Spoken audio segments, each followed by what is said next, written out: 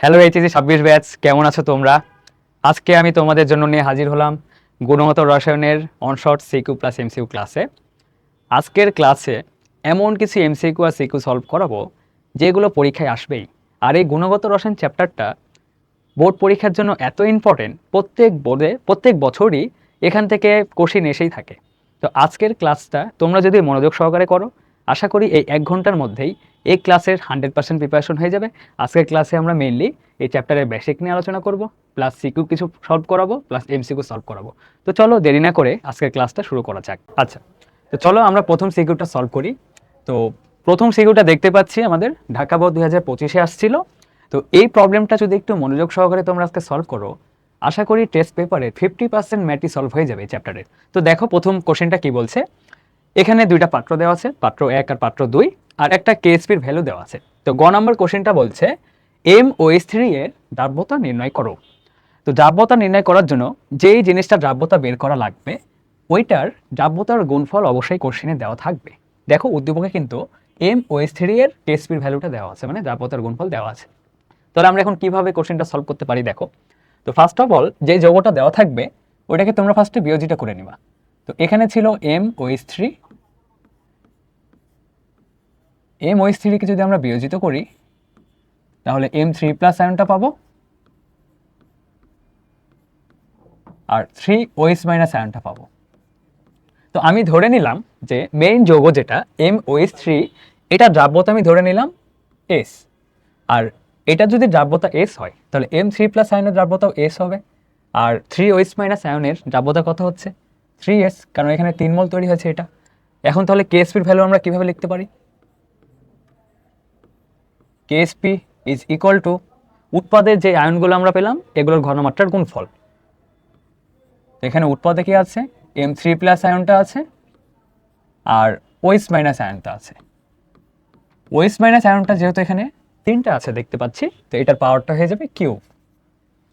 তাহলে এখান থেকে যদি আমি কেএসপির ভ্যালুটা বের করি, KSP is equal two M3+ এর দ্রাব্যতা আমরা ধরেছি কত S, তাহলে এটা S লিখে ফেললাম, ইন্টু OH- এর দ্রাব্যতা 3S, তাহলে এখানে কত হচ্ছে 3S, আর যেহেতু কিউব ছিল কিউবটা এখানে দিয়ে ফেললাম।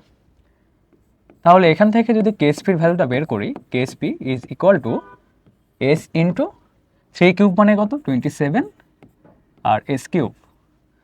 তাহলে এখান থেকে কেএসপির ভ্যালুতে আসছে KSP is equal two 27 S⁴। আচ্ছা, আমাদের কিন্তু কোশ্চেনে দ্রাব্যতা বের করতে বলছে, কিন্তু দ্রাব্যতা মানে কি, এস এর মানটা বের করতে বলছে, S is equal two what. এখন তাহলে দেখো কেএসপির ভ্যালু জানি, জাস্ট এসটা আননোন, এসটা বের করলে হয়ে যাবে। তাহলে এস এর রাশিমালা কিভাবে বের করতে পারি, S⁴ is equal to KSP divided by 27। তাহলে এখান থেকে এস এর মানটা কত আসবে, এস ইজ ইকুয়াল টু এই যে 4√/, কেএসপি ডিভাইডেড বাই 27।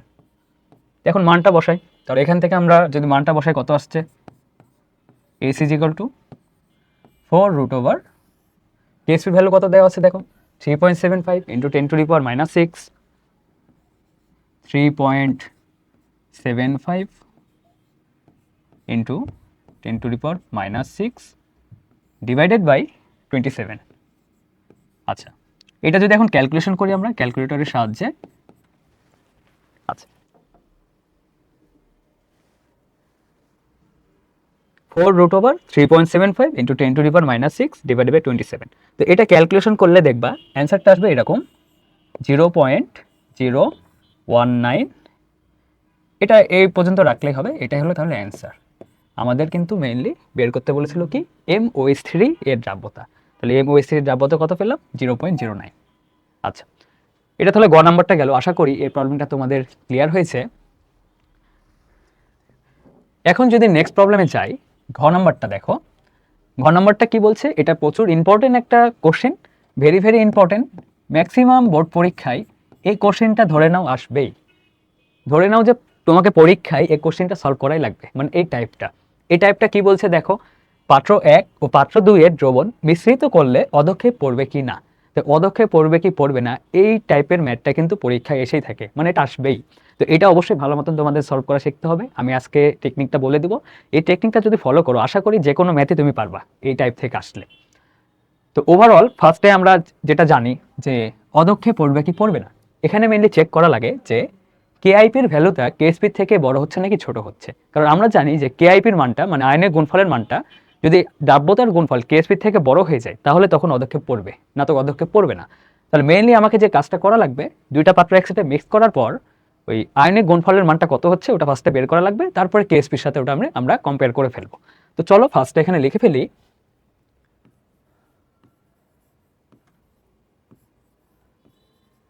মিশ্রিত দ্রবণে, জাস্ট আমরা টেকনিকটা দেখো কিভাবে সলভ করছি। তো এখানে মেইনলি কেএসপি কার দেওয়া আছে দেখো এম ওএইচ থ্রি এর, তাহলে আমরা ফার্স্টে এম ওএইচ থ্রি এর আয়নের গুণফল বের করবো। তাহলে এম জিনিসটা আসছে কোথায় থেকে দেখো, এটা কিন্তু আসছে পাত্র 1 থেকে, আর ওএইচটা কোথায় থেকে আসছে, ওএইচটা আসছে কিন্তু পাত্র 2 থেকে, কারণ দুইটা পাত্র মিক্স করা হয়েছে। তাহলে ফার্স্টে আমি বের করব এম থ্রি প্লাসের ওই ইয়েটা মানে ঘনমাত্রা কত হচ্ছে দুইটা পাত্র মিক্স করলে। তাহলে মিশ্রিত দ্রবণে ধরে নেই যে ধরি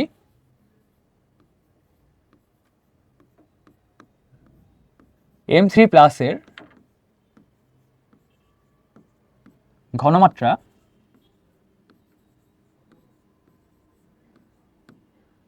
S2 ধরলাম।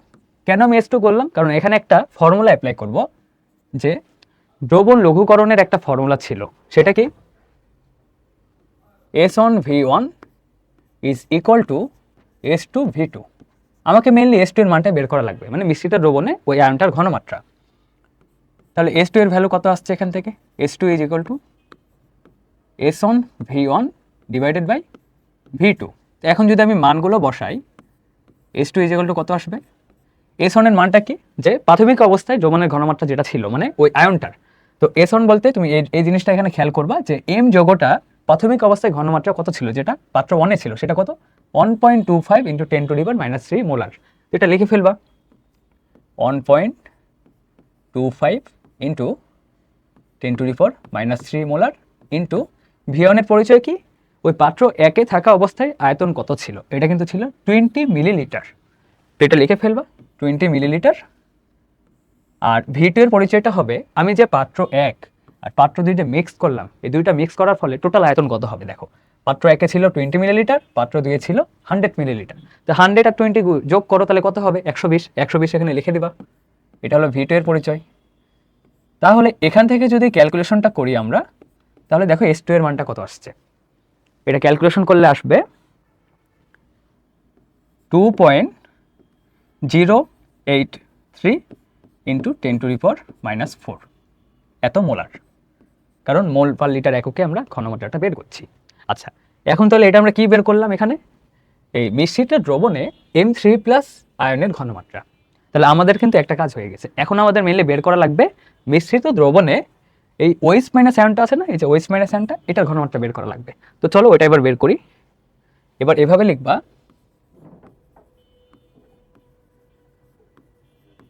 মিশ্রিত দ্রবণে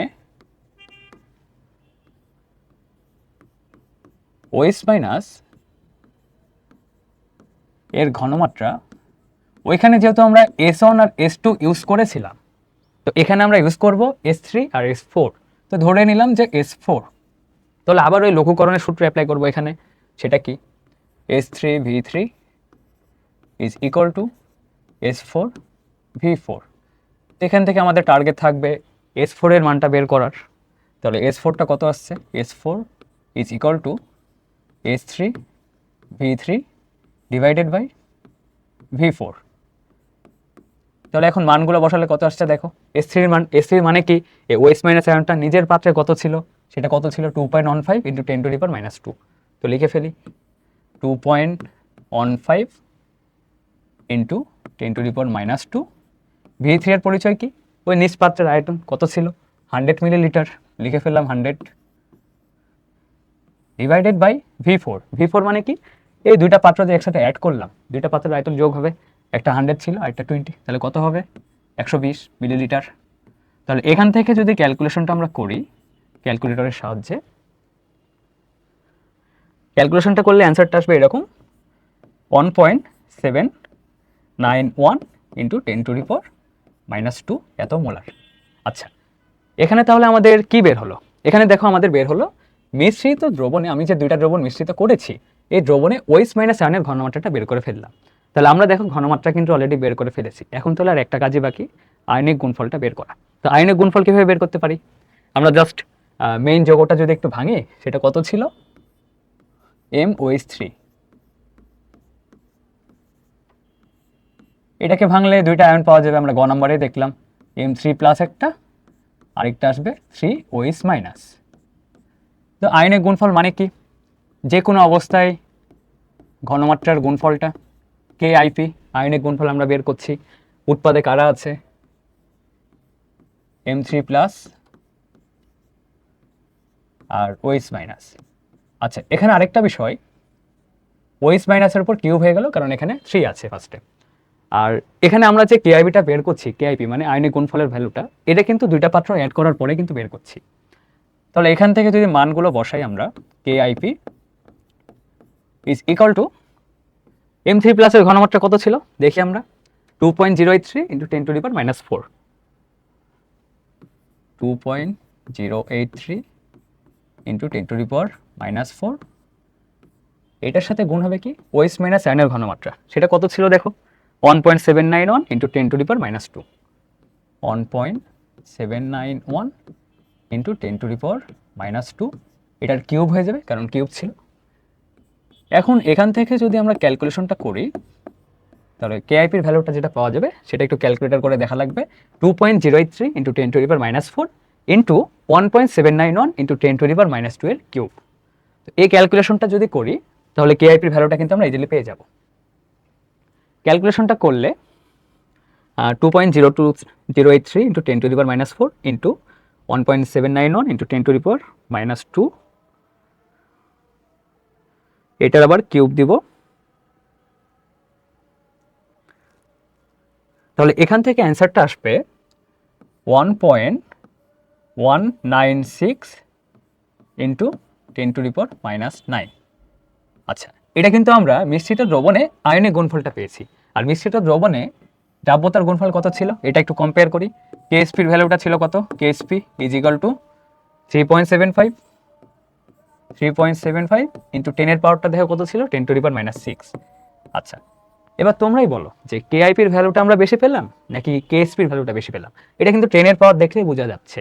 KIPর 10 এর পাওয়ারটা -9, অনেক ছোট একটা সংখ্যা, আর KSPর 10 এর পাওয়ারটা -6। তো -6 থেকে -9 এটা তো অনেক ছোট হয়ে যাচ্ছে। এখানে দেখাই যাচ্ছে KIPর ভ্যালুটা অনেক কম KSPর থেকে। তাহলে লাস্টে কি লিখবা? লাস্টে এইভাবে লিখবা যে অতএব KSP is greater than KIP, মানে আয়নিক গুণফলটা দ্রাব্যতার গুণফলের থেকে কম হয়ে গেছে। তো এই কেজে কি হতো? পদক্ষেপ পড়বে না।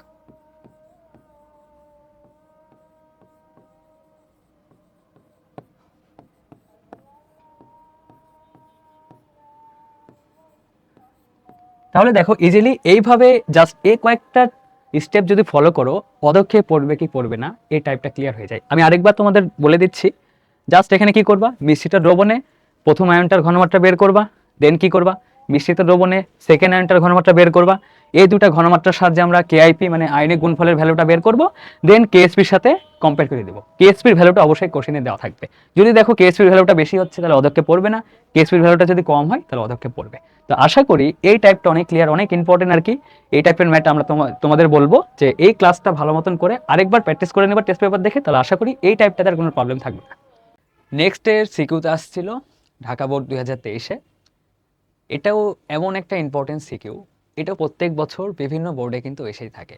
তো এই কোশ্চেনটা সলভ করার জন্য ফার্স্টে তোমাদের একটা বেসিক আইডিয়া থাকা লাগবে কোয়ান্টাম সংখ্যা রিলেটেড। তো আমি ফার্স্টে একটু বেসিকটা আলোচনা করে নেব, তারপরে কোশ্চেন সলভে যাব। আচ্ছা, তো আমরা জানি যে কোয়ান্টাম সংখ্যা টোটাল 4 টাইপের হয়। একটা হলো প্রধান কোয়ান্টাম সংখ্যা, একটা সহকারী কোয়ান্টাম সংখ্যা, একটা ম্যাগনেটিক, আর একটা হলো ঘূর্ণন কোয়ান্টাম সংখ্যা। একটার মান কিন্তু আরেকটার সাথে রিলেটেড, এই জন্য সবগুলো কিন্তু ভালো মতন বোঝা লাগবে। তো ফার্স্টে আমি ধরে নিলাম যে মনে করো n এর একটা ভ্যালু আছে, আমি ধরলাম প্রধান কোয়ান্টাম সংখ্যা, n এর ভ্যালু মনে করো 4। এই n এর ভ্যালু 4 হলে বাকি তিনটা কোয়ান্টাম সংখ্যার মান কিভাবে বের করা যায় এটা একটু দেখব।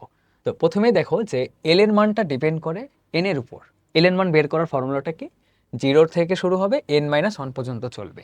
আর এম এর মান বের করার ফর্মুলা কি, এম এর মানটা আবার ডিপেন্ড করে এল এর মানের উপর, সেটা কি -l থেকে শুরু করে 0 সহ +l পর্যন্ত হয়, আর এস এর মানটা হয় +-1/2।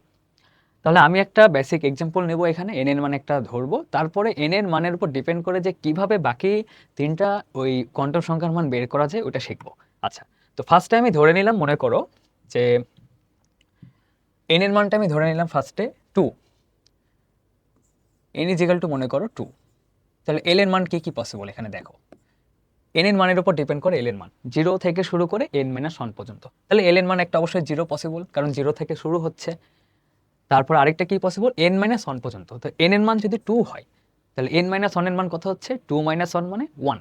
তাহলে এল এর আরেকটা ভ্যালু পসিবল, সেটা হলো 1।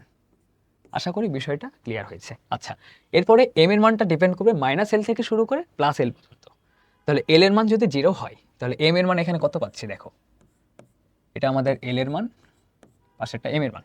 তো এল এর মান মনে করো 0, তো আমরা জানি এম এর মানটা -l থেকে শুরু করে 0 সহ +l পর্যন্ত। তো এখানে তো 0 একটাই পসিবল, তাহলে এম এর মান হয়ে গেল এখানে 0। তাহলে এম এর মান আরেকটা পসিবল, সেটা হলো l = 1 এর জন্য। l = 1 এর জন্য কি হবে, -l থেকে শুরু করে 0 সহ +l পর্যন্ত। তো -l মানে কি, এখানে হচ্ছে -1 একটা, তারপর 0 সহ মানে একটা 0 হবে, আরেকটা হবে কি +l মানে কি +1। আচ্ছা, এবার চলে আসছি এস এর মানটা। এস এর মানটা ডিপেন্ড করবে আবার এম এর মানের উপর, মানে একটার মান তার আগেরটার মানের উপর ডিপেন্ড করছে। এস এর মানটা ডিপেন্ড করবে এম এর উপর, এম এর মানটা আবার এল এর উপর, এল এর মানটা আবার এন এর উপর ডিপেন্ড করবে। সবগুলো কিন্তু রিলেটেড। তাহলে এস এর মানটা এম এর উপর যেহেতু ডিপেন্ড করছে, এখানে দেখবা এস এর মান বের করার সময় +-1/2 তো হবেই, কারণ একটা অরবিটাল আমরা জানি দুইটা ইলেকট্রন থাকতে পারে। এখন এম এর মান একটা, মানে এম এর মান জাস্ট 0, তার মানে এখানে এম এর ভ্যালু একটাই, তার মানে কি এখানে অরবিটাল সংখ্যা একটা। আমরা জানি একটা অরবিটালে দুইটা ইলেকট্রন থাকতে পারে, এই জন্য +-1/2 দিলাম। যেহেতু একটা অরবিটাল, শুধু +-1/2 দিলেই হয়ে যাচ্ছে। কিন্তু পরেরটাতে দেখো এম এর ভ্যালু কিন্তু এখানে তিনটা আছে, একটা -1, একটা 0 আর একটা +1। তো এই ক্ষেত্রে +-1/2 তো হবেই। এটা একটা অরবিটালের জন্য, যেহেতু এখানে তিনটা সংখ্যা আছে এম এর, মানে তিনটা অরবিটাল নির্দেশ করছে এটা, এজন্য এটা হয়ে যাবে 3 × +-1/2। তাহলে ওভারঅল এই আইডিয়াটুকু যদি নিতে পারো, তাহলে ওই সিকিউটা সলভ অনেক ইজি হয়ে যাবে। তো চলো ওই সিকিউটা দেখা যাক। আচ্ছা, এখানে দেখো গ নাম্বারে যেটা বলছে যে কোয়ান্টাম সংখ্যাসমূহের মান হিসাব করে ডি শক্তি স্তরের ইলেকট্রন সংখ্যা নির্ণয় করা লাগবে। আচ্ছা, ডি শক্তি স্তর মানে কত নাম্বার, এটা একটু দেখি আমরা। এটা ধরে নেই প্রথম শক্তি স্তর, এটা হলো 1 নাম্বার, বিটা হলো 2 নাম্বার, সিটা হলো 3 নাম্বার, তাহলে ডিটা কত, 4 নাম্বার হচ্ছে কিন্তু। তার মানে আমাদের চতুর্থ শক্তি স্তর বা 4 নম্বর শক্তি স্তরের ইলেকট্রন সংখ্যা হিসাব করে দেখাতে হবে কিসের সাহায্যে, এই 4টা কোয়ান্টাম সংখ্যার সাহায্যে। তো এটা কিভাবে করতে পারি, তাহলে আমরা ধরে নেব যে যেহেতু 4 নম্বর শক্তি স্তর, তার মানে এখানে এন এর মানটা কত বোঝাচ্ছে, 4। তাহলে এন এর মানটা কিন্তু ইনপুট দিয়ে দিয়েছে, এটা পরীক্ষা অবশ্যই বলে দিবে যে কত নাম্বার শক্তি স্তরের জন্য আমার ইলেকট্রন সংখ্যাটা কোয়ান্টাম সংখ্যার সাহায্যে বের করা লাগবে। তাহলে এখানে বলে দিয়েছে যে ডি শক্তি স্তরের জন্য, তার মানে n = 4। তাহলে এখানে আমি একটা ছক তৈরি করেছি, এই ছকে এন এর মান তাহলে আমি এখানে 4 ইনপুট দিব। আর এখন তাহলে এন এর মানের উপর ডিপেন্ড করে এল এর মানগুলো বের করে ফেলবো। আমরা জানি এল এর মান কিভাবে বের করছিলাম, 0 সহ n-1 পর্যন্ত। তাহলে এল এর মান একটা 0 আসবেই, আর n- যেহেতু 1 পর্যন্ত হবে, তার মানে কি এন এর মান 4, মানে 4 - 1 মানে 3 পর্যন্ত হবে। তাহলে একটা 1 হবে, আরেকটা 2, আরেকটা 3। দেখো এল এর মান কিন্তু আমরা বের করে ফেলেছি। এখন তাহলে এম এর মানটা বের করব। এম এর মান ডিপেন্ড করবে এল এর উপর, যে -l থেকে শুরু করে 0 সহ +l পর্যন্ত। তাহলে এম এর মান এখানে একটা 0 হবে, কারণ 0-র কোনো +- নাই। কিন্তু এখানে আবার 1 যখন চলে আসছে, তখন কিন্তু +- হবে, মানে -l মানে -1 একটা, আরেকটা 0, আরেকটা হলো +1। আর এল এর মান যখন আবার 2, তখন কি হয়ে যাবে, -2 একটা, -1 একটা, আরেকটা 0, +1, +2। আর 3 এর জন্য কি হবে, -3 থেকে শুরু করব, -3 একটা, -2, -1, 0, +1, +2, +3। আচ্ছা, এটা হলো ওভারঅল এম এর মান বের করার টেকনিকটা। এখন এস এর মানটা আবার ডিপেন্ড করবে এম এর উপর। এখানে জাস্ট একটা ট্রিক্সই অ্যাপ্লাই করব, সবার আগে +-1/2 দিয়ে ফেলবা।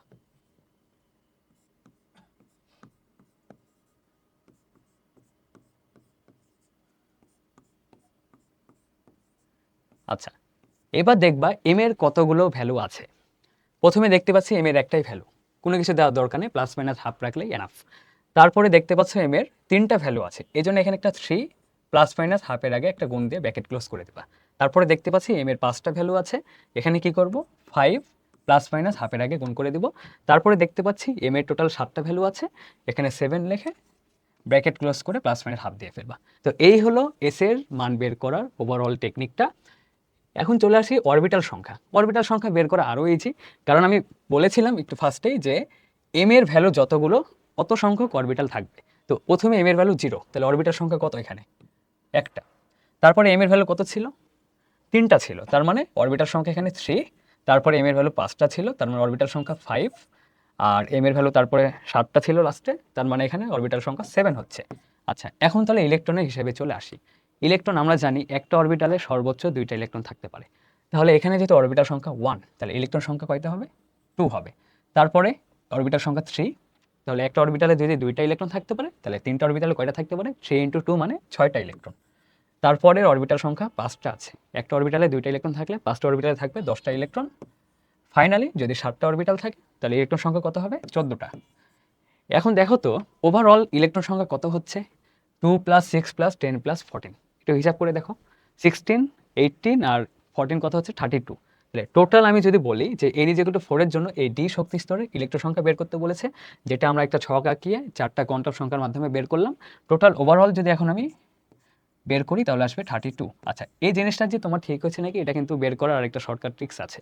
সেটা কি, আমরা জানি যে কোনো শক্তি স্তরে ইলেকট্রন সংখ্যা বের করার একটা সূত্র হলো বেসিক ফর্মুলা 2n²। এখন আমরা দেখতে পাচ্ছি এখানে n এর মান 4 আছে, তাহলে n এর মান 4 এর জন্য সূত্র কি হচ্ছে 2 × 4², তাহলে কত হচ্ছে 2 × 16, 16 × 2 মানে কত 32 আসছে। এটা একটু উপরে লিখলাম।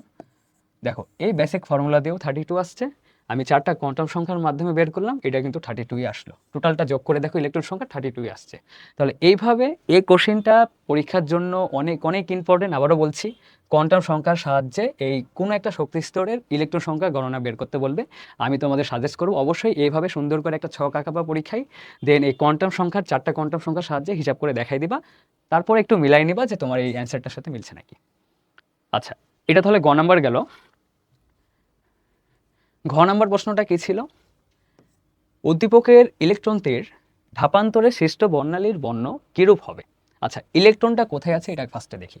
ইলেকট্রনটা কিন্তু এই শক্তি স্তরে আছে, দেখা যাচ্ছে। এটা কত নম্বর শক্তি স্তর যদি বের করি, এটা 1 2 3 4 5, তাহলে এটা ই শক্তি স্তরে আছে, ইটা আছে 5 নম্বরে মানে 5 নম্বরে, কারণ একটু আগে আমরা দেখলাম যে ডি শক্তি স্তরটা 4 নম্বর ছিল। আচ্ছা, তাহলে 5 নাম্বার থেকে ইলেকট্রন কত নাম্বার আসছে দেখো, বিতে আসছে, কিন্তু বিটা কি 2 নাম্বার, তাহলে 5 থেকে 2তে আসছে। এই ধাপান্তরের ফলে বর্ণালীর বর্ণটা কিরূপ হবে এটা বের করতে বলেছে। এটা কিন্তু একটা বেসিক ফর্মুলা দিয়ে ইজিলি সলভ করা যাবে। সেটা কি, হাইড্রোজেন পরমাণুর বর্ণালীর তরঙ্গ দৈর্ঘ্য বের করার একটা বেসিক ফর্মুলা ছিল। সেটা কি ছিল, 1/λ = RH on divided by NL² minus 1 divided by NH²। আচ্ছা, এটা একটু পরিচয়টা বলি যে এখানে ল্যামডার পরিচয় হলো এই যে এখানে যে বিকিরিত হচ্ছে, আমরা জানি যে উচ্চ শক্তিস্তর থেকে যখন নিম্ন শক্তিস্তরে একটা ইলেকট্রন ধাপান্তর করে বা আসে তখন কিন্তু শক্তি বিকিরণ করে। এই শক্তি বিকিরণের ফলে কিন্তু একটা তরঙ্গ দৈর্ঘ্যের তৈরি হয়। ওই তরঙ্গ দৈর্ঘ্য বের করার ফর্মুলা এটা যে 1/λ = RH × 1 divided by NL² minus 1 divided by NH²। এখানে ল্যামডার পরিচয় কি, তরঙ্গ দৈর্ঘ্য। RH এর পরিচয় কি, রিডবার্গ ধ্রুবক। NL এর পরিচয়টা কি, লোয়ার শক্তিস্তর মানে নিম্ন শক্তিস্তর। আর NH এর পরিচয় কি, হায়ার শক্তিস্তর বোঝাচ্ছি মানে উচ্চ শক্তি স্তর। এখন তাহলে সব মানগুলো যদি আমরা বসাতে পারি ইজিলি, তাহলে এই ম্যাটটার বর্ণালীর বর্ণ কীরূপ হবে এটা বলতে পারবো। তাহলে এখান থেকে মেন টার্গেটটা হবে আমাদের তরঙ্গ দৈর্ঘ্যের মানটা বের করা। কারণ আমরা জানি যে রংধনু 7টা কালার আছে, ওই 7টা কালারের এক্স্যাক্ট একটা রেঞ্জের তরঙ্গ দৈর্ঘ্য আর কি ভ্যালু আছে তরঙ্গ দৈর্ঘ্যের। ওই তরঙ্গ দৈর্ঘ্যের সাথে যদি আমি কম্পেয়ার করতে পারি এই তরঙ্গ দৈর্ঘ্যে, তাহলে ইজিলি কিন্তু বলতে পারবো যে বর্ণটা কীরূপ হবে। তাহলে ফার্স্ট অফ অল এখান থেকে আমাকে বের করা লাগবে ল্যামডার মানটা। তাহলে 1/λ = রিডবার্গ ধ্রুবকের মানটা একটু তোমাদের মনে রাখা লাগবে। রিডবার্গ ধ্রুবকের মানটা যদি আমি লিখে দিই, এটা হয় এরকম যে RH এটার মান হবে 109678 পার সেন্টিমিটার। এই মানটা একটু মুখস্থ করবা। তাহলে এই মানটা বসাই দেই 109678 এখন লোয়ার সেলের মানটা কত ছিল, নিম্ন শক্তি স্তরের মান কিন্তু 2 ছিল, তাহলে এখানে লিখবো 1/2 স্কোয়ার মাইনাস 1/, হায়ার শক্তি স্তরের মান কত ছিল 5, মানে কত হচ্ছে এখানে 5 স্কোয়ার। আচ্ছা, এখন এখান থেকে মেইনলি আমরা ক্যালকুলেটরের সাহায্যে ল্যামডার ভ্যালুটা বের করব।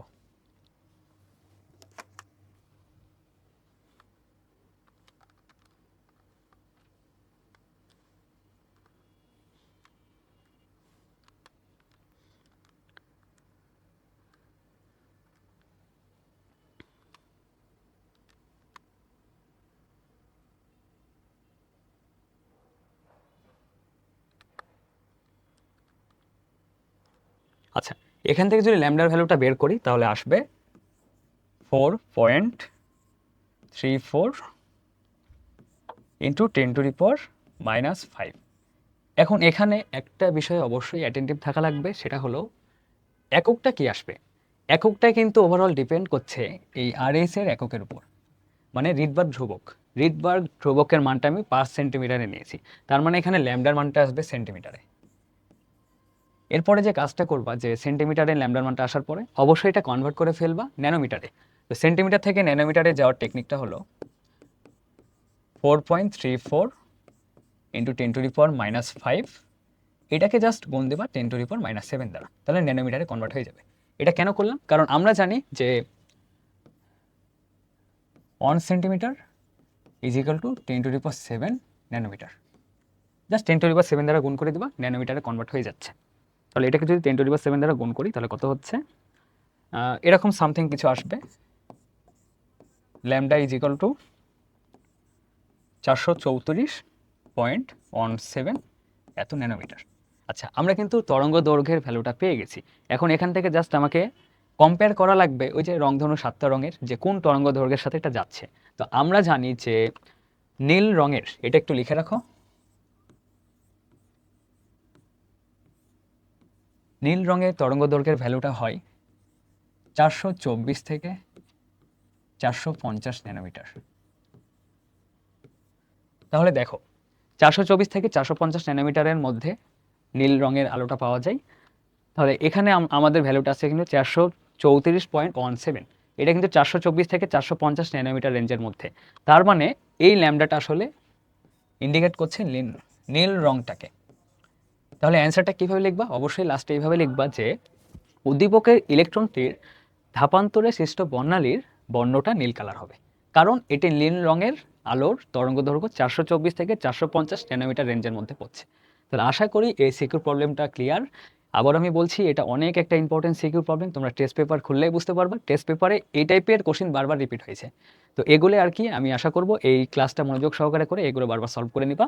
আর তোমাদের জন্য আরেকটা ইম্পর্টেন্ট ইনফরমেশন, সেটা হলো যে উচ্ছ্বাস এইচএসসির পক্ষ থেকে আমরা বিভিন্ন সাবজেক্টের ফিজিক্স, কেমিস্ট্রি, বায়োলজি, ম্যাথ, যে কোনো বিভিন্ন সাবজেক্টের জন্য অনশট ক্লাস প্রোভাইড করব।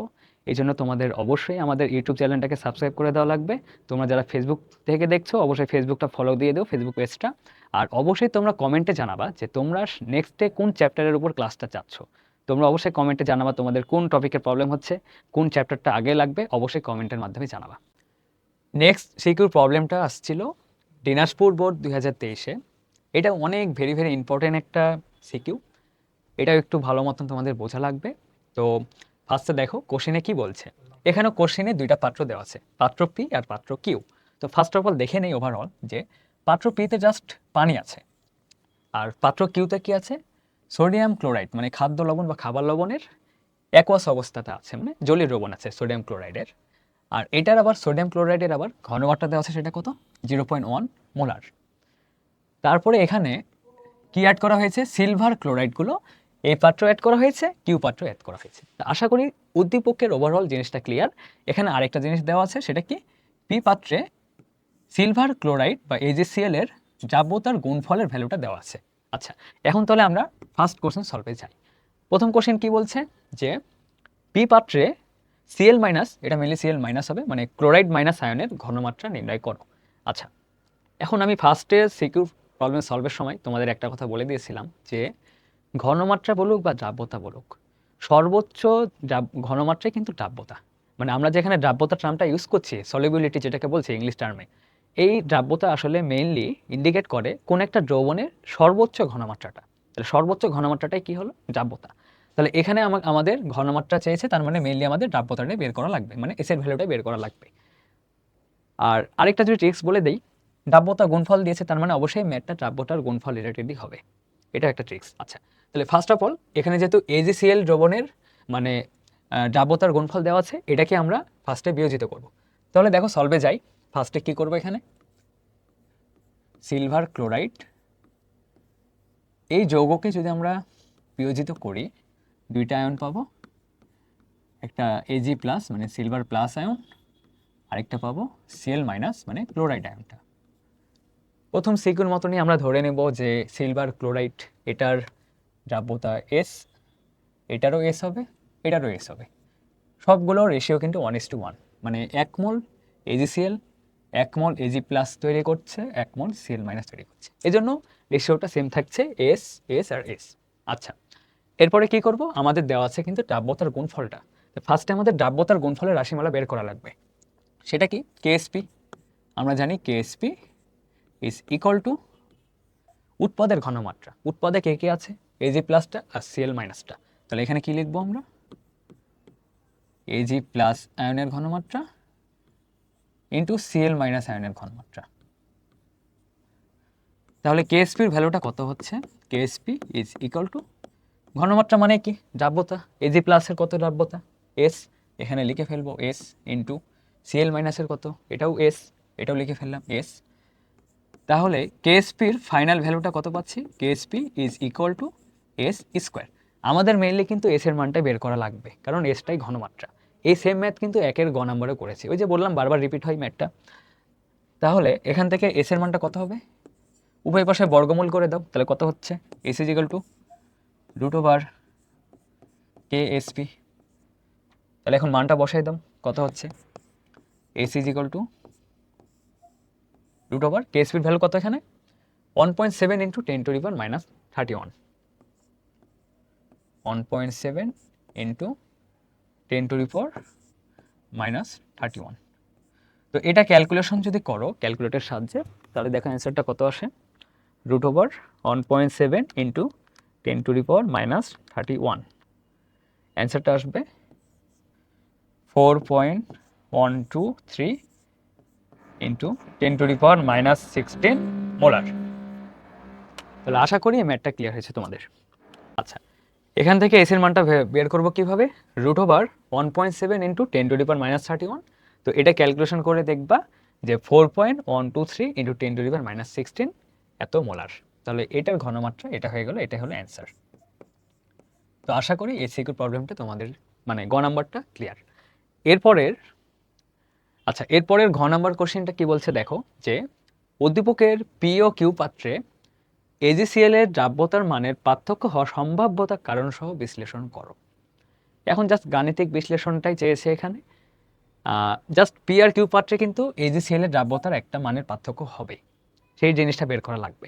তো প্রিভিয়াস ম্যাথে আমরা যেটা দেখলাম যে ফাইনালি AgCl এর ক্লোরাইড আয়নের ঘনমাত্রা বা দ্রাব্যতা যেটাই বের করি, এস এর মানটা যদি এটা হয়, এটা যদি ক্লোরাইড আয়নের জন্য এস এর মান হয়, তাহলে কিন্তু AgCl এর জন্য কিন্তু এস এর মানটা ওটাই হবে সেম, কিন্তু দ্রাব্যতার চেঞ্জ হবে এই কেসের ক্ষেত্রে যখন দুইটা পাত্রেই AgClটা অ্যাড করা হচ্ছে এই যে উদ্দীপক অনুসারে।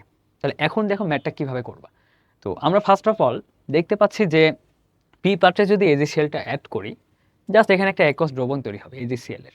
তো ওই একস দ্রবণে আমরা গ নম্বরে দেখতেই পারলাম যে যদি ফার্স্টে একস দ্রবণের কথা বলি, এই যে এখানে একটু এটা দেখাই যে AgCl এর জাস্ট একটা একস দ্রবণ আছে। এটাকে ভাঙলে কি হবে আমরা জানি যে Ag প্লাস আর Cl মাইনাস। তো এটা যদি S হয়, এটাও S, এটাও S। এই S এর মানটা কিন্তু অলরেডি আমরা বের করে ফেলেছি আগের ম্যাথে, যেটা আসছিল এই যে 4.123 ইন্টু 10⁻XVI। তাহলে এটার জন্য কি হবে? AgCl এর দ্রাব্যতা ওটাই হচ্ছে, সেম হচ্ছে। তাহলে ফাইনালি আমাদের টার্গেট থাকবে পাত্র কিউতে অ্যাড করলে কি হচ্ছে। কারণ দেখো পাত্র কিউতে কিন্তু জাস্ট পানি না, এখানে কি আছে? NaCl আছে। NaCl এর আবার ঘনমাত্রাও আছে কিন্তু। তো এখানে কিন্তু একটা বিরাট প্রভাব পড়বে AgCl এর দ্রাব্যতার উপর NaCl এর কারণে। তো এটাই মেইনলি আমাদের বের করা লাগবে। তো ফার্স্ট অফ অল আমি যেটা করব, এই সিকিউ প্রবলেমটা দেখো কিভাবে সলভ করবা। যে ফার্স্টে ধরে নিবা যে NaCl টা কতখানি আছে এখানে। আমরা জানি NaCl এর যেহেতু এটা অ্যাকোয়াস দ্রবণ, এটাকে যদি আমরা বিয়োজিত করি তাহলে এখানে সোডিয়াম প্লাস আয়নটা পাবো আর ক্লোরিন মাইনাস আয়নটা পাবো। তো এখানে NaCl এর ঘনমাত্রা কত, ঘনমাত্রা বলো বা দ্রাব্যতা বলো, ঘনমাত্রা কত 0.1 মোলার। তো এখানে লিখে ফেললাম 0.1 মোলার। তাহলে Na প্লাসটারও হবে 0.1 মোলার, Cl মাইনাসেরও হবে ঘনমাত্রা 0.1 মোলার। এরপরে আমরা ভাঙবো AgCl কে, কারণ AgClটা কিন্তু অ্যাড হচ্ছে NaCl এর সাথে। তাহলে এখন যদি সিলভার ক্লোরাইডটাকে ভাঙি, এর আগের ম্যাথেই দেখলাম এটাকে ভাঙলে কি হবে, Ag প্লাস আয়ন আর Cl মাইনাস আয়ন। তো এখন আমি ধরে নেই যে এই নতুন পাত্রে মানে পাত্র কিউতে ধরে নিলাম AgCl এর দ্রাব্যতাটা S1, কারণ আগের ক্ষেত্রে আমি S ধরেছি, এবার S1 ধরলাম, চেঞ্জ করে ফেললাম S1, এটাও মনে করো S1, এটা হচ্ছে তাহলে S1। তাহলে এখান থেকে আমি যদি KSP এর ভ্যালুটা বের করি, KSP ইকুয়াল টু কত হবে, Ag প্লাসের ঘনমাত্রা ইন্টু Cl মাইনাস আয়নের ঘনমাত্রা। তাহলে KSP এর ভ্যালুটা আসছে Ag প্লাস যেহেতু S1, Cl মাইনাস S1 মানে S1। আচ্ছা, এখানে আরেকটা বিষয়, Ag প্লাসটা S1 ঠিক আছে, কিন্তু Cl মাইনাসটা কিন্তু একটু চেঞ্জ হবে। কারণ কি, Cl মাইনাসটা পাত্রে দুইটা জায়গা থেকে আসছে, AgCl থেকেও Cl মাইনাসটা আসছে, আবার NaCl থেকেও কিন্তু Cl মাইনাস আসছে। তাহলে AgCl থেকে যে Cl মাইনাসটা আসছে ওইটার ঘনমাত্রা আমি ধরেছিলাম S1, আর NaCl থেকে যে Cl মাইনাসটা আসছে ওইটার ঘনমাত্রা ছিল 0.1। এটা কিন্তু অবশ্যই যোগ করা লাগবে। আমি আরেকবার রিপিট করছি যে এখন কিন্তু পাত্র কিউতে AgCl এর পাশাপাশি আমাদের NaClটাও আছে।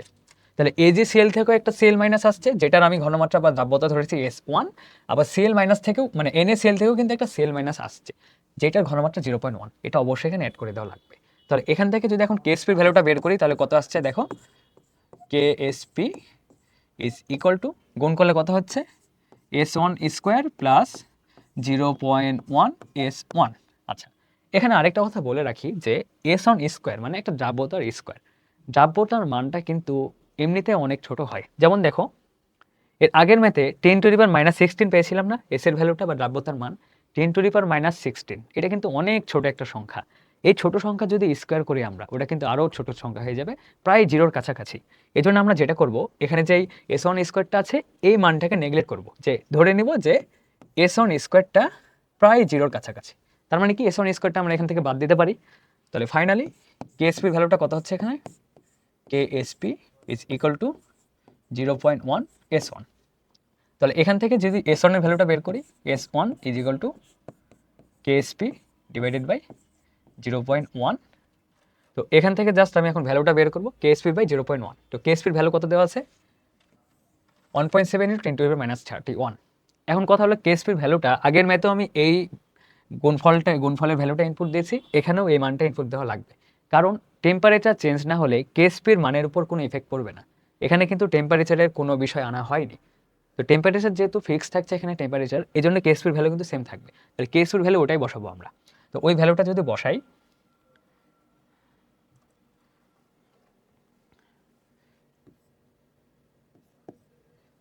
এখানে মেইনলি কি ছিল, S1 is equal to KSP by 0.1। তাহলে এটা লিখে ফেলি, S1 is equal to KSP divided by 0.1। তো KSP এর ভ্যালুটা বসাই, KSP এর ভ্যালু কত, 1.7 × 10⁻31, 1.7 × 10⁻31 ডিভাইডেড বাই 0.1।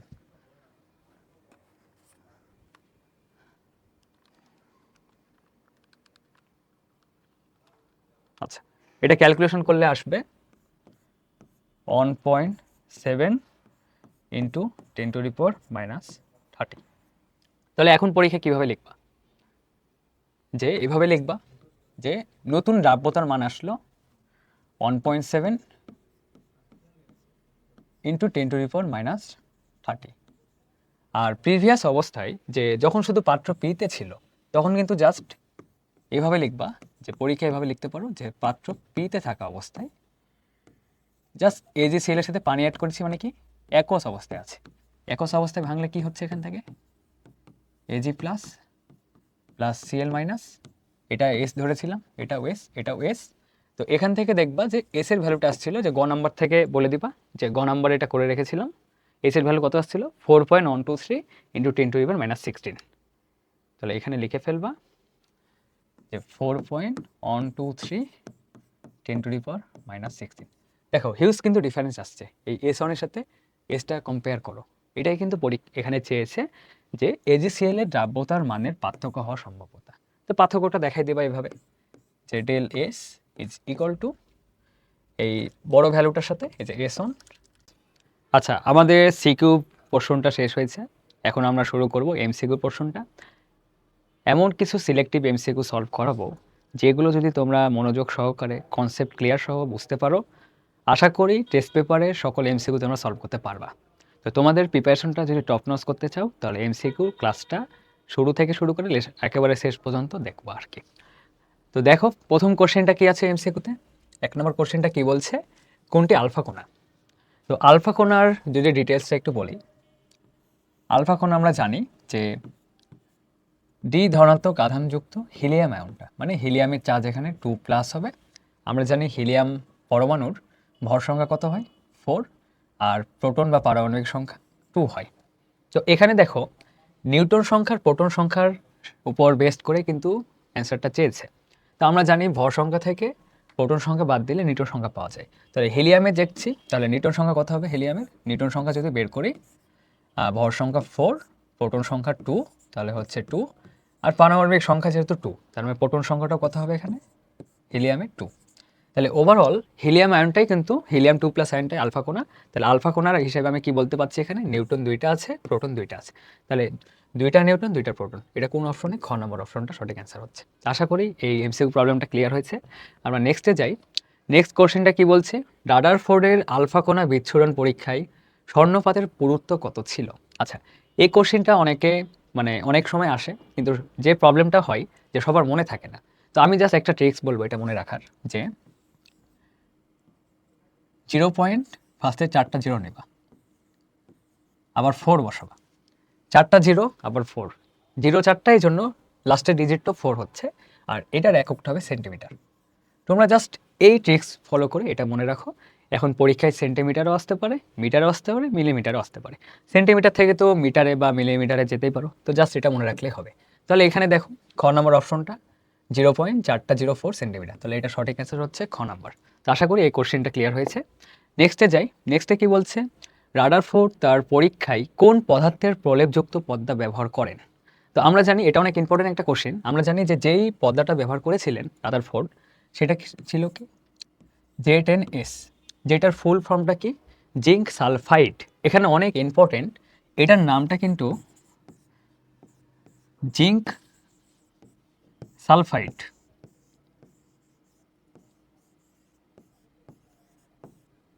তো যে প্রবলেমটা এখানে হয় যে সালফাইড আর সালফাইডের মধ্যে একটা প্রবলেম হয়। এখানে দেখো অপশনে 2টাই আছে, জিঙ্ক সালফাইডও আছে, জিঙ্ক সালফাইডও আছে। তাহলে অবশ্যই একটু অ্যাটেন্টিভ থাকবা এই কোশ্চেনটা সলভের সময়, দাগাবা জিঙ্ক সালফাইড। তো আশা করি এই প্রবলেমটা ক্লিয়ার হয়েছে। আচ্ছা, নেক্সটে কি বলছে যে বোর পরমাণু মডেল কোনটির বর্ণালী ব্যাখ্যা করতে পারে। তো এটার কনসেপ্টটা হলো যে বোর পরমাণু মডেল জাস্ট একটা ইলেকট্রন বিশিষ্ট পরমাণুর বর্ণালী ব্যাখ্যা করতে পারে। তাহলে এখানে আমাকে 4টা আয়ন দেওয়া আছে, এই আয়নগুলোর মধ্যে আমরা বের করব একটা ইলেকট্রন কার আছে।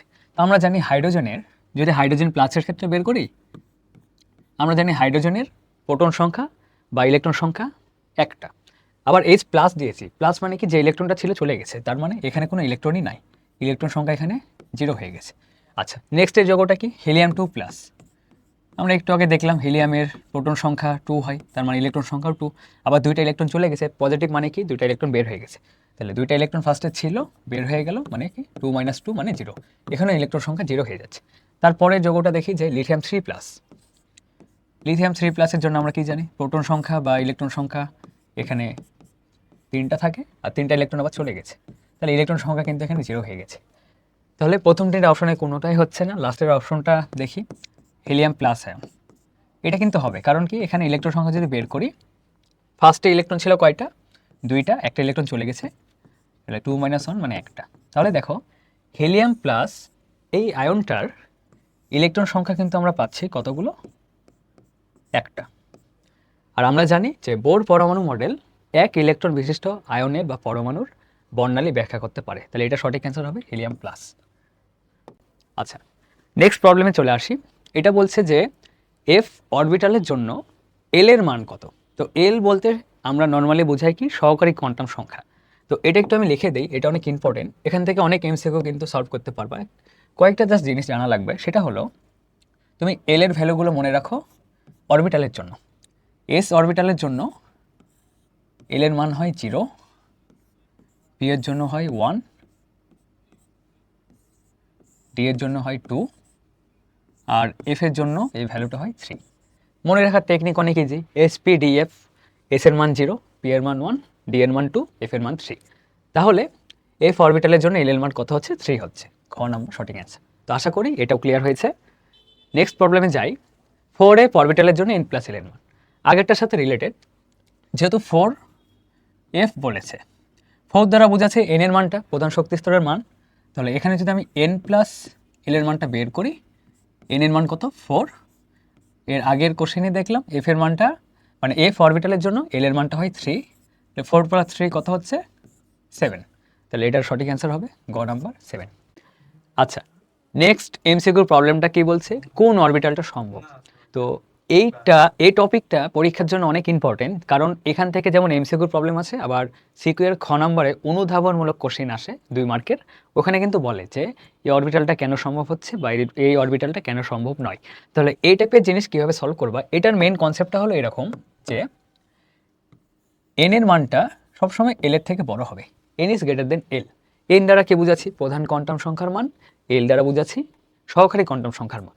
তো এন ইজ গ্রেটার দেন এল হলে আমরা বলতে পারবো যে অরবিটালটা সম্ভব, অরবিটাল সম্ভব। তাহলে চলো সলভে যাই। যে প্রথমে ক নাম্বার অপশনটা দেখি 5s। তো 5s এর জন্য যদি আমি এন আর এল এর মান কম্পেয়ার করি, এখানে দেখতে পাচ্ছি এন এর মানটা 5, প্রথমে যেটা থাকে সেটা এন এর মান, আর এস এর ক্ষেত্রে এল এর মানটা কত হবে, 0 হয়। তাহলে এখানে ইজিলি বুঝতে পাচ্ছি এন এর মানটা এল এর থেকে বড়, তাহলে 5s অরবিটালটা এখানে সম্ভব হচ্ছে। তাহলে এখানে যেহেতু কোশ্চেনে সম্ভব চেয়েছে, অবশ্যই ক নাম্বারটা সঠিক অ্যান্সার হবে। আচ্ছা, আরেকটা যদি আমি টেস্ট করে দেখাই 2d, এটা কেন সম্ভব নয় দেখো, এখানে এন এর মান কত 2 আসছে, এল এর মান আসছে কি ডি অরবিটালের জন্য এল এর মান কত হয়, ডি অরবিটালের জন্য এল এর মান হয় 2। তাহলে এখানে দেখো এল এর মানটা এল এর ইকুয়াল হয়ে যাচ্ছে, গ্রেটার দেন এল কিন্তু হচ্ছে না এন এর মানটা। তো এই জন্য 2d অরবিটালটা সম্ভব নয়। আচ্ছা, এই কোশ্চেনটা খ নাম্বারে অনেকবার আসছে যে 2d অরবিটাল সম্ভব কেন নয় ব্যাখ্যা করো। এইভাবে তোমরা একটু ব্যাখ্যা করে দিবা যে এখানে n ইজ গ্রেটার দেন এল হচ্ছে না, এই কারণে 2d অরবিটালটা সম্ভব নয়। আচ্ছা, এবার নেক্সট প্রবলেমে যাই। উপশক্তি স্তরের ইলেকট্রন ধারণ ক্ষমতা নির্ণয়ের সূত্র কি। তো ইলেকট্রনের যখন কথা বলবে তখন অবশ্যই ফর্মুলা হবে এটা 2 × 12 + 1।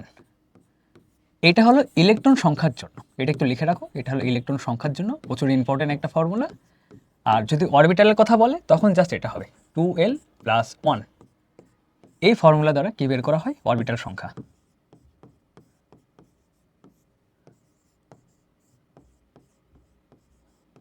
আচ্ছা, তাহলে ইলেকট্রন সংখ্যা বললে কি করবা, 2 × 12 + 1 ইউজ করবা, আর অরবিটাল সংখ্যা বললে 12 + 1।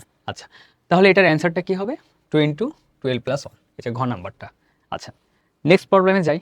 নেক্সটে কি বলছে, নিচের কোন নীতি অনুসারে অযুগ্ম ইলেকট্রন সমূহের স্পিন একমুখী হবে।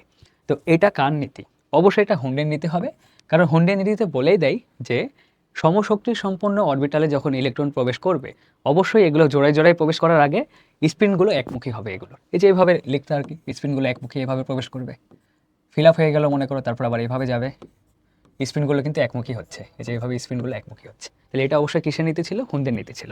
আচ্ছা, নেক্সট প্রবলেমে যাই। আচ্ছা, এটা অনেক ইম্পর্টেন্ট একটা কোশ্চেন, এটা ভেরি ভেরি ইম্পর্টেন্ট, এটা অ্যাডমিশনেও যেমন আসছে বোর্ড পরীক্ষাতেও আসছে। কোশ্চেনটা কি, যে পটাশিয়ামের সর্বাবস্থিত ইলেকট্রনের জন্য কোন সেটটি সঠিক। এখানে দেখো 4টা কোয়ান্টাম সংখ্যার সেটই দেওয়া আছে।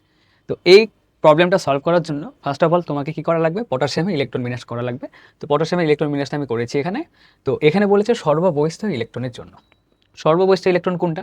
একেবারে সর্বশেষ যে শক্তি স্তর ওই ইলেকট্রনটা, সেটা দেখতে পাচ্ছি যে 4s1। তো 4s1 এর জন্য যদি আমি এখন বের করি যে সর্ববহিষ্ঠ ইলেকট্রন, এখানে জাস্ট একটা ইলেকট্রনই আছে, তাহলে মেইনলি আমরা 4s1 নিয়ে এখন কাজ করব। এই 4s1 এর জন্য 4টা কোয়ান্টাম সংখ্যা সেট বের করব, তাহলে হয়ে যাচ্ছে। তো এখানে দেখতে পাচ্ছি যে n এর মান 4 আসছে, যেহেতু এস অরবিটালের জন্য আমরা জানি এল এর মানটা কত হয়, 0 হয়। আর এল এর মান যদি 0 হয় তাহলে ফার্স্টেই দেখাইছিলাম সিকিউর প্রবলেমে এম এর মানটাও কী হবে, এল এর মানের উপর ডিপেন্ড করে, এটার এম এর মানটাও 0 হবে। আর যেহেতু এখানে একটা ইলেকট্রন আছে, একটা ইলেকট্রনের জন্য এস এর মান জাস্ট তুমি ইউজ করবা +½ প্রথম ইলেকট্রনের জন্য এটা। তাহলে এখন আমি দেখি কোনটা সঠিক অ্যান্সার হচ্ছে।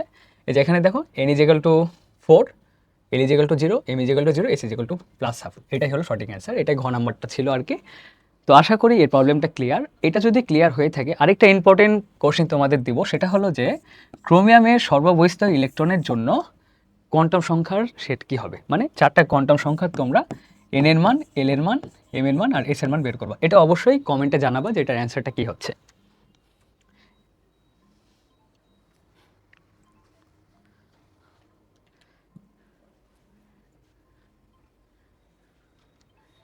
দেখি, জানি তো তুই কেটে দিতে, ফোন থাকলেও কেটে দিবি।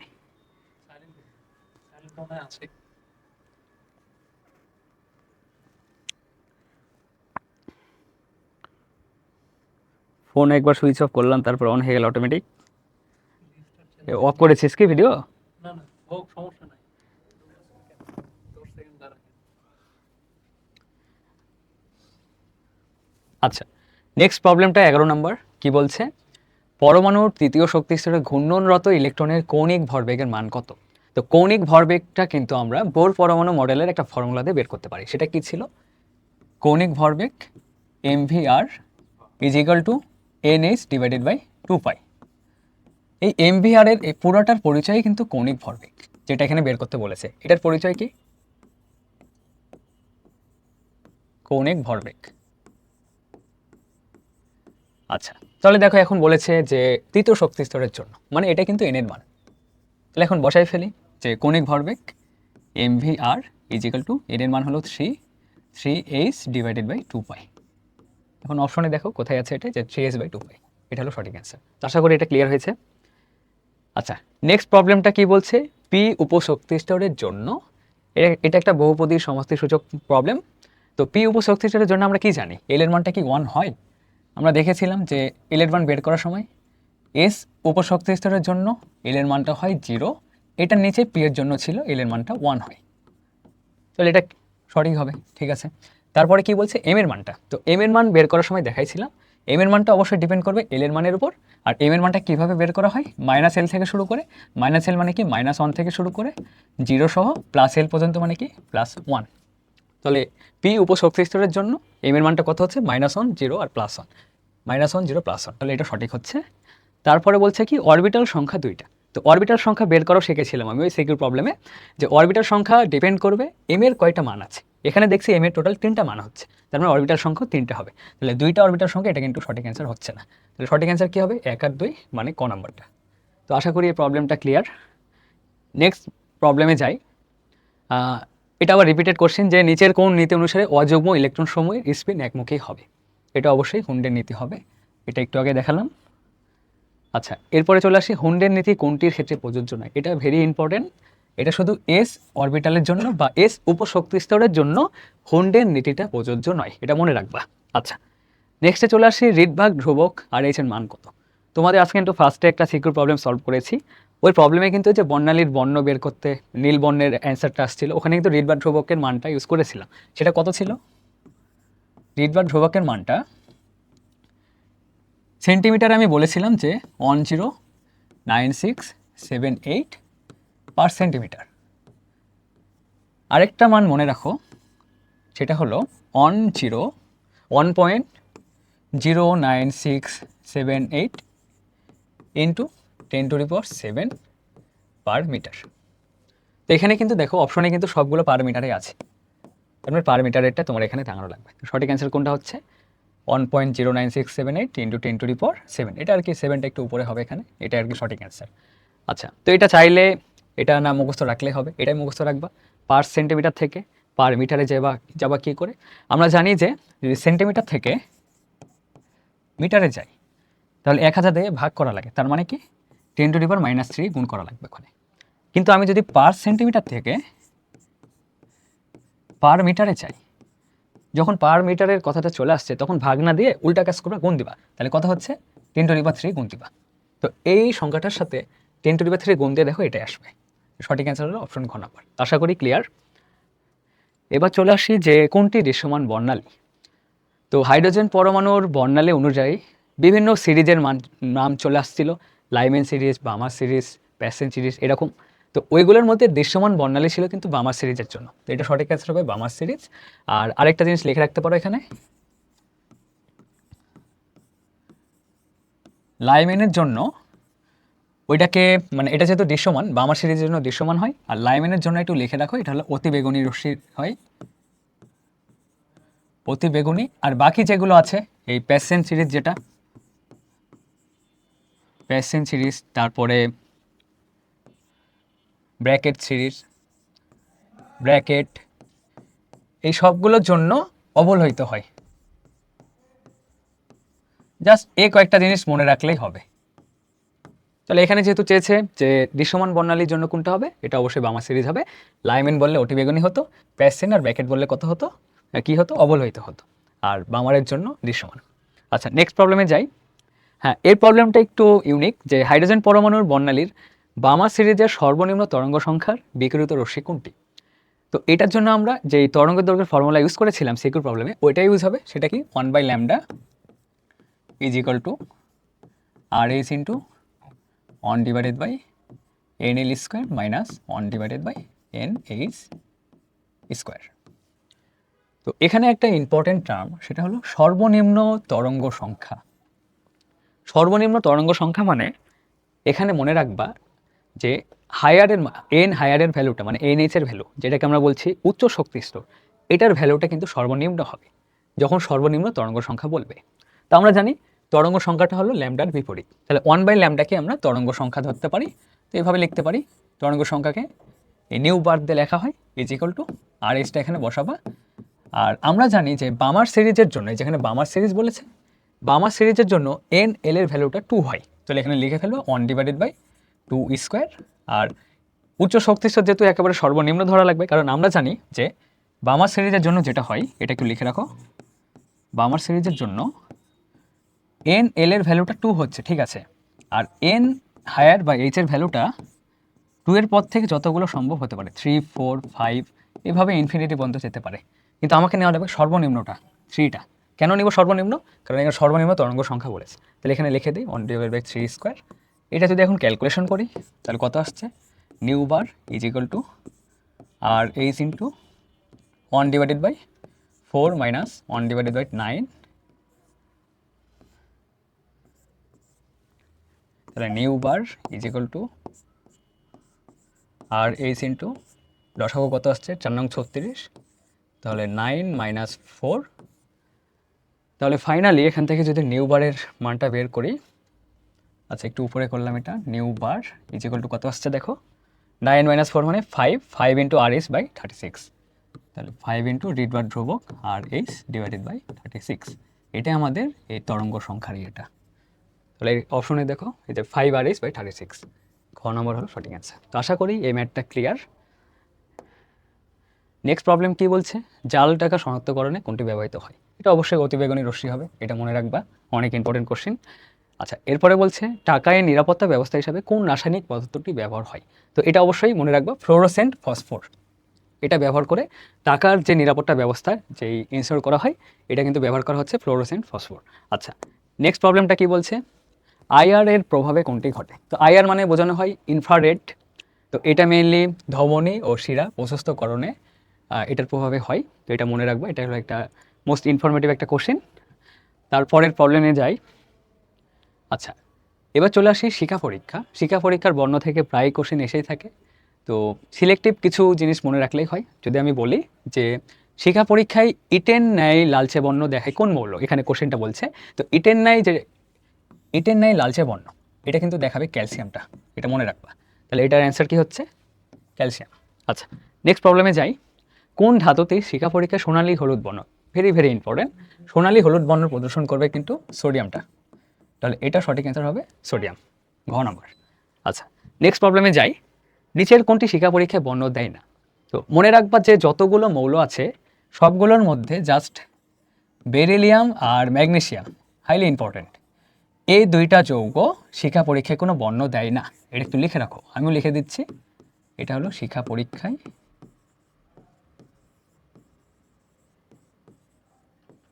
বর্ণ দেয় না।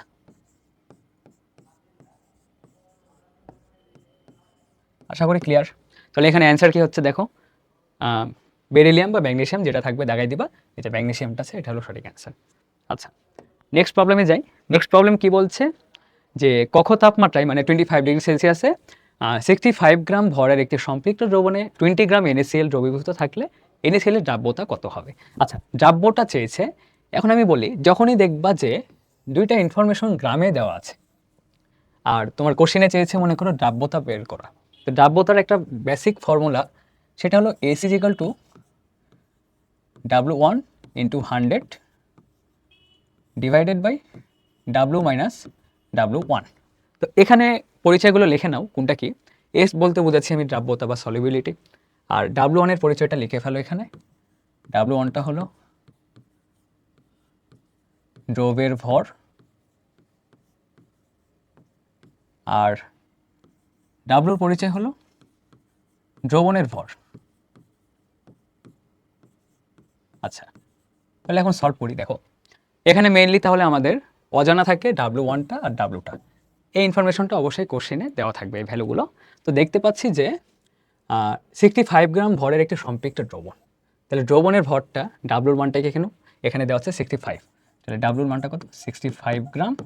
তারপরে বলেছে 20 গ্রাম NaCl দ্রবীভূত থাকলে, 20 গ্রাম NaCl মানে কি ওই খাবার লবণের পরিমাণটা, এটাই কিন্তু দ্রব হিসেবে থাকবে। তাহলে এখানে দ্রবের ভরটা কত পাচ্ছি? W1 এর মানটা 20 গ্রাম। তাহলে এখন যদি ক্যালকুলেশন করি, W1 এর মান 20 × 100 ডিভাইডেড বাই ডাব্লুর মান কত? 65 মাইনাস আবার W1 এর মানটা বসাই দিলাম এখানে 20। আচ্ছা, এটা যদি ক্যালকুলেশন করি দেখি কত আসে। 20 × 100 ডিভাইডেড বাই 65 মাইনাস 20, তো এটার মানটা আসবে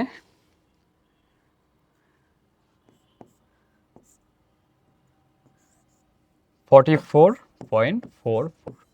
তো অপশনগুলো দেখো এখানে, এই 40-র কোনো অপশনই দেখো এখানে সঠিক নাই, মেইনলি এটাই হয়তো বা ওইটা ছিল যে 44 পয়েন্ট সামথিং 44। তো এইভাবে আর কি দ্রাব্যতা রিলেটেড ম্যাথ আসলে সলভ করে ফেলবা। তো আশা করি জিনিসটা ক্লিয়ার হয়েছে।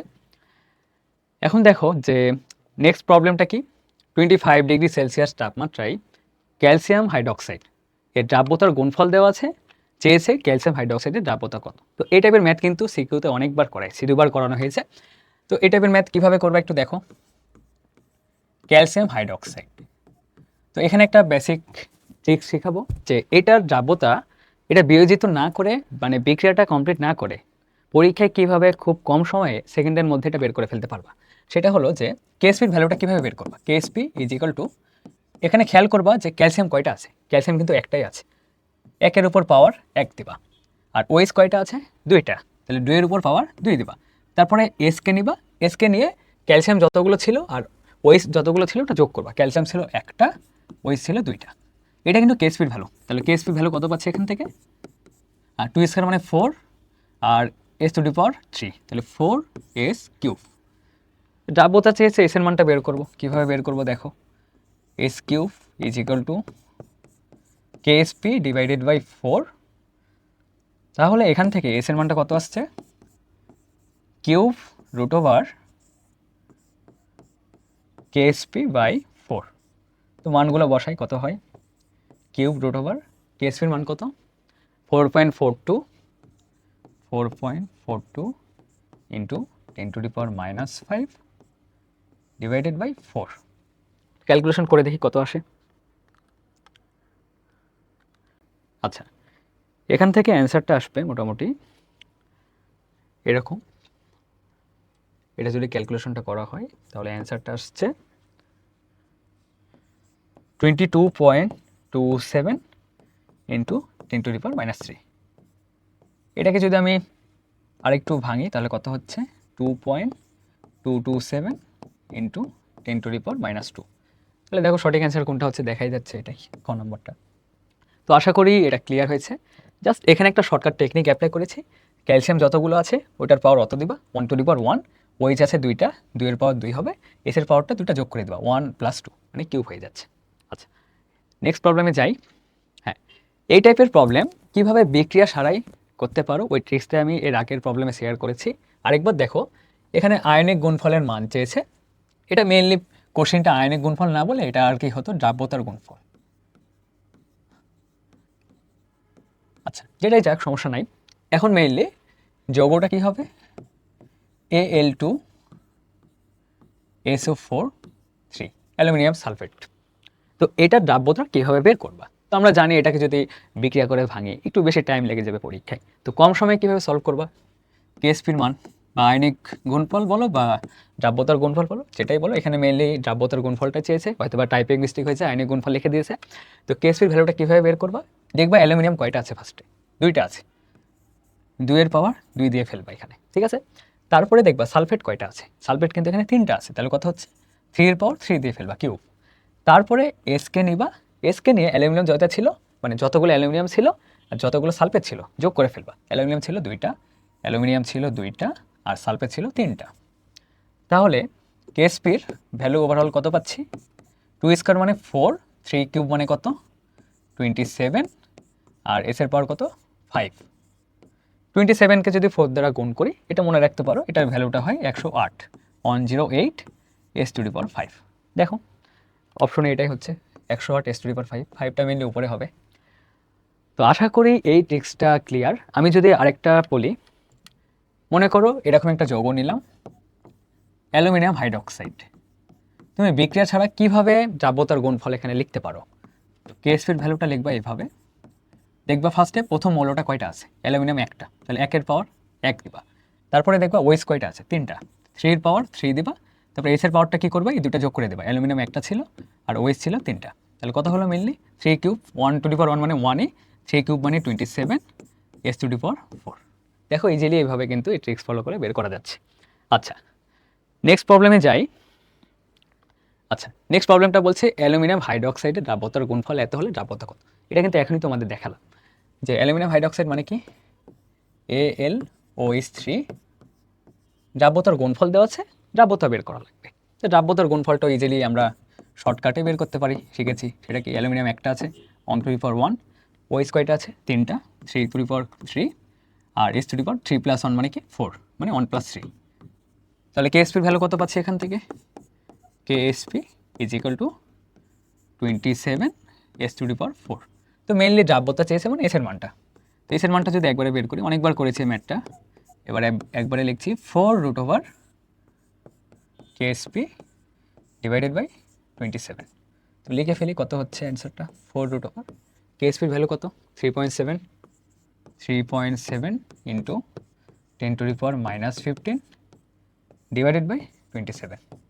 তো দেখি অ্যান্সারটা কত আসছে।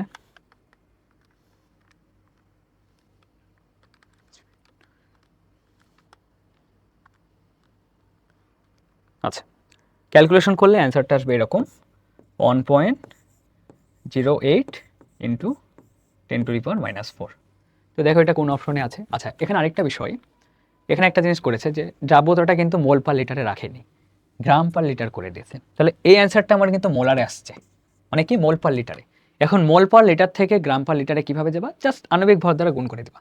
অ্যালুমিনিয়াম হাইড্রোক্সাইড আণবিক ভর যদি বের করি তাহলে কত হয়, এটার জন্য আরেকটা স্লাইড যদি আমি নেই,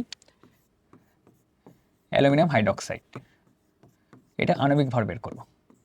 তো এম এর মানটা বের করি। অ্যালুমিনিয়ামের আমরা জানি আণবিক ভর 27 হয়, প্লাস অক্সিজেন 3টা আছে, একটা অক্সিজেনের জন্য 16, 3টার জন্য 16 ইন্টু 3, আর হাইড্রোজেন 3টা আছে, একটা হাইড্রোজেনের জন্য 1 হয়, আর 3টা যেহেতু আছে 1 ইন্টু 3। তাহলে এখান থেকে ক্যালকুলেশন করলে কত আসে দেখি।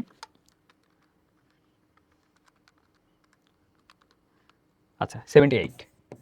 তাহলে এটা হলো আমার মেইন যৌগ অ্যালুমিনিয়াম হাইড্রোক্সাইডের কি আণবিক ভরটা। তাহলে এখন এটা গুণ করে দিই এটার সাথে। তো এখানে কত ছিল মানটা, আমি যদি দেখি 1.08 ইন্টু 10⁻⁻4, এটার সাথে 78 গুণ করে দাও, তাহলে গ্রাম পার লিটারে চলে আসবে। এই যে গ্রাম পার লিটার, তাহলে কত হচ্ছে 1.08 ইন্টু 10⁻⁻4 ইন্টু 78। আচ্ছা, এবার অ্যান্সারটা আসবে এরকম 8.424 ইন্টু 10⁻⁻3। তাহলে দেখো ঘ নাম্বারটা সঠিক অ্যান্সার। তাহলে আরেকবার আমি রিপিট করছি যে যাবতা পর্যন্ত তো ক্লিয়ার, এটা অনেকবার রিপিট হয়েছে আজকের ক্লাসে, যে এটা মোল পার লিটারে আসছে। এই মোল পার লিটারটা অপশনে থাকলে দাগাই ফেলটা, কিন্তু অপশনে দেখো সবগুলো গ্রাম পার লিটারে আছে। তো মোল পার লিটার থেকে যদি গ্রাম পার লিটারে আমি যাই, তাহলে অবশ্যই আণবিক ভর দ্বারা গুণ করবো। কার আণবিক ভর? মেইন যৌগটার, এখানে অ্যালুমিনিয়াম হাইড্রোক্সাইড ছিল, এটা আণবিক ভরটা এখানে বসাই দিয়েছি, গুণ করে ফেলেছি, গ্রাম পার লিটারে পেয়ে গেছি। তো আশা করি ক্লিয়ার হয়েছে। আচ্ছা, নেক্সট প্রবলেমে যাই। নেক্সট প্রবলেমটা কি বলছে? যাবতার গুণফল রিলেটেড, যে যাবতার গুণফলটা দ্রবণের তাপমাত্রার উপর নির্ভরশীল। এটা অনেক ইম্পর্টেন্ট একটা লাইন, যে যাবতার গুণফল যেটা কেএসপিটা অবশ্যই ডিপেন্ড করবে টেম্পারেচার টি এর উপর, আর কোনো কিছুর উপর ডিপেন্ড করবে না। যাবতার গুণফল জাস্ট তাপমাত্রার উপরই ডিপেন্ড করে। তাহলে এটার 1 নম্বরটা সঠিক হচ্ছে। তারপরের লাইনটা অনেক ইম্পর্টেন্ট, যে স্বল্প দ্রবণীয় তড়িৎ বিশ্লেষণের ক্ষেত্রে প্রযোজ্য। এটাও সঠিক। আমরা জানি যে যাবতার গুণফলটা একটু লিখে রাখবা, স্বল্প দ্রবণীয় আয়নিক যৌগের ক্ষেত্রে প্রযোজ্য। স্বল্প দ্রবণীয় আয়নিক যৌগের ক্ষেত্রে যাবতার গুণফল প্রযোজ্য। তো সেই হিসেবে স্বল্প দ্রবণীয় তড়িৎ বিশ্লেষণের ক্ষেত্রে প্রযোজ্য হবে। তো আশা করি ক্লিয়ার। তারপরে বলছে কি 3 নম্বরটা, সম্পৃক্ত বা অসম্পৃক্ত উভয় দ্রবণের জন্য প্রযোজ্য। এটা কিন্তু হবে না। কারণটা কি? যাবতার গুণফলটা কিন্তু সম্পৃক্ত দ্রবণের জন্য হয়, এটা লিখে রাখো, অনেক ইম্পর্টেন্ট কনসেপ্ট। সম্পৃক্ত দ্রবণ বিষয়টা কি? যে দ্রবণে সর্বোচ্চ পরিমাণ দ্রবীভূত থাকে। মনে করো আমি পানির সাথে চিনি অ্যাড করছি, তো একটা পানিতে, একটা পাত্রে 1 লিটার পানি নিলে এক্স্যাক্ট একটা পরিমাণ কিন্তু দ্রবণ নিতে পারবে বা চিনিটা নিতে পারবে। ম্যাক্সিমাম ক্যাপাবিলিটি যদি পার হয়ে যায় চিনির, মনে করো ম্যাক্সিমাম অ্যামাউন্ট চিনি অ্যাড করে ফেলেছো, এর থেকে যদি একটু বেশি অ্যাড করো, দেখবে পাত্রের নিচে জমা হবে, অদক্ষেপ হবে। ও অদক্ষেপটা কিন্তু বলবো তখন আমরা অতিপৃক্ত দ্রবণ। তো সম্পৃক্ত কোনটা? যখন চিনিটা সর্বোচ্চ পরিমাণে থাকবে। তাহলে অবশ্যই যাবতার গুণফলটা সম্পৃক্ত দ্রবণের জন্যই প্রযোজ্য। তাহলে এখানে সঠিক অ্যান্সার হবে 1 আর 2, মানে ক নম্বরটা। আচ্ছা, নেক্সট প্রবলেমটা কি? সোডিয়াম আয়ন শনাক্তকরণে কোনটি ব্যবহৃত হয়? হাইলি ইম্পর্টেন্ট, এটা মনে রাখবা, পটাশিয়াম পাইরো অ্যান্টিমোনেট। যেটা সংকেতটা কি লিখে রাখো, K2H2SB2O7। এটা কিসের সংকেত? পটাশিয়াম পাইরো অ্যান্টিমোনেট। আচ্ছা, তাহলে এটা সঠিক অ্যান্সারটা হচ্ছে এটা। আচ্ছা, নেক্সট প্রবলেমটা কি? অ্যালুমিনিয়াম হাইড্রোক্সাইডের দ্রাব্যতার গুণফল হলে দ্রাব্যতা কত? এই যেটা করলাম একটু আগে, ওটাই অ্যান্সার, এটা ছিল, রিপিট হয়েছে। আচ্ছা, এরপরের প্রবলেমটা কি? NH4+ অ্যামোনিয়াম আয়ন শনাক্তকরণে কোন বিকারক ব্যবহৃত হয়? প্রচুর ইম্পর্টেন্ট, এটা মনে রাখবেন, ন্যাশনাল বিকারক বা ন্যাশনাল দ্রবণটা ইউজ করা হয়। তো ন্যাশনাল দ্রবণটা কি, এটা সামনে আর কি দেখাবো আমি, জাস্ট এখন মনে রাখো NH4+ শনাক্তকরণে কোন বিকারক ব্যবহৃত হয়, এটা হবে ন্যাশনাল দ্রবণ। আচ্ছা, নেক্সট প্রবলেমে যাই। কোনটি ন্যাশনাল বিকারক? যেটা বললাম, ন্যাশনাল বিকারক ব্যবহার করা হয় কিসের জন্য? NH4+ শনাক্তকরণের জন্য। এটার একটু ইয়েটা মনে রাখবা, বিকারকের সংকেতটা হাইলি ইম্পর্টেন্ট, সেটা হলো K2HgI4। এটা মেন যৌগটা, এটার সাথে থাকবে পটাশিয়াম হাইড্রোক্সাইড, ক্ষারীয় দ্রবণ। তো আমি একটু জাস্ট বলে দিচ্ছি যে নেসলার বিকারকটা কি, যেটা মনে রাখবা, ক্ষারীয় মানে একটা ক্ষার থাকবে, ক্ষারীয় পটাশিয়াম মার্কিউরিক আয়োডাইড, এটাকে বলা হয় নেসলার বিকারকটা মনে রাখবা, প্রচুর ইম্পর্টেন্ট। সেটা কি? ক্ষারীয় পটাশিয়াম মার্কিউরিক আয়োডাইড। তো এই সংকেতটা আমি বারবার মনে রাখবো, আমি আরেকবার লিখছি, K2HgI4। এটার সাথে একটা ক্ষারকে অ্যাড করবা, ক্ষার মানে কি? যে পটাশিয়াম হাইড্রোক্সাইড। তাহলে এটা সঠিক অ্যান্সার হচ্ছে গ নম্বরটা। তো আশা করি এই প্রবলেমটা ক্লিয়ার। এরপরের কোশ্চেনে যাই। হ্যাঁ, কোন পদ্ধতিতে ধানের তুষ থেকে ভোজ্য তেল নিষ্কাশন করা হয়? তো এটা অনেক ইম্পর্টেন্ট একটা কোশ্চেন। তো এটা মেইনলি হয় দ্রাবক নিষ্কাশন পদ্ধতিতে। এই পদ্ধতি যদি একটু আমি সামারি করি, যে এখানে মেইনলি একটা দ্রবণের মধ্যে মনে করো অনেক টাইপের দ্রব্য আছে, একটা নির্দিষ্ট টাইপের দ্রাবক ইউজ করে তুমি কয়েকটা দ্রব্য পৃথক করতে পারবা। তো এইভাবে দ্রাবক নিষ্কাশন করা হয়, দ্রাবক একটা নির্দিষ্ট দ্রাবকের সাহায্যে। এটাই তোমার অ্যাপ্লাই করা হবে ধানের তুষ থেকে ভোজ্য তেল নিষ্কাশন করার সময়। তো এইভাবে যদি একটা ট্রিক্স বলি, নিষ্কাশন যেহেতু বলেছে, এটা হবে দ্রাবক নিষ্কাশন, নিষ্কাশনই হচ্ছে এখানে। তো আশা করি ক্লিয়ার। পরের প্রবলেমটা দেখো, ক্রোমাটোগ্রাফির দশা কয়টা? তো এটা মনে রাখবা, 2টা দশা। দশাগুলো লিখে রাখো, একটা হলো স্থির দশা, একটা স্থির হলে আরেকটা কি হবে? চলমান। অনেক ইজি। এটা হলো চলমান দশা। তাহলে ক্রোমাটোগ্রাফির দশা কয়টা? 2টা। আচ্ছা, নেক্সট প্রবলেম দেখো, পেপার ক্রোমাটোগ্রাফিতে আরএফ এর কোন মানটি যুক্তিসঙ্গত? তো এটার জন্য মনে রাখবা যে পেপার ক্রোমাটোগ্রাফির একটা কনস্ট্যান্ট মান থাকে আরএফ। এই মানটা লেস ইকুয়াল টু 1 হয়, একের থেকে ছোট বা একের সমান হয়। কোনো কোনো জায়গায় আবার বলা আছে একের থেকে ছোটই হবে, একের সমান হতে পারবে না। কিন্তু এখানে চেয়েছে যুক্তিসঙ্গত মান, মানে কোন মানটা বেশি তোমার ভ্যালিড হবে। এটার ক্ষেত্রে মনে রাখবা আরএফ এর যুক্তিসঙ্গত বা সুবিধাজনক একটা মান আছে, সেটা হলো 0.5। সেটা কি? 0 রেঞ্জের মধ্যে পড়ছে না, মানে এই রেঞ্জটা কত হচ্ছে? 0 থেকে বড় হচ্ছে কিন্তু একের থেকে ছোট হচ্ছে। 0 থেকে 0 1-এর অ্যাভারেজটাই 0.5 হচ্ছে, তো মনে রাখবা এটার মানটা 0.5। আচ্ছা, তাহলে তোমাদের এমসিকিউ প্রবলেম আজকে এখানেই শেষ। আশা করি যে কয়টা এমসিকিউ করালাম এগুলো যদি তোমরা অনেক ইম্পর্টেন্ট ভালোভাবে করতে পারো, একটু যদি প্রপারলি প্র্যাকটিস করতে পারো, টেস্ট পেপারটা একটু সলভ করে নিবা, আশা করি এমসিকিউতে আর কোনো প্রবলেম থাকবে না।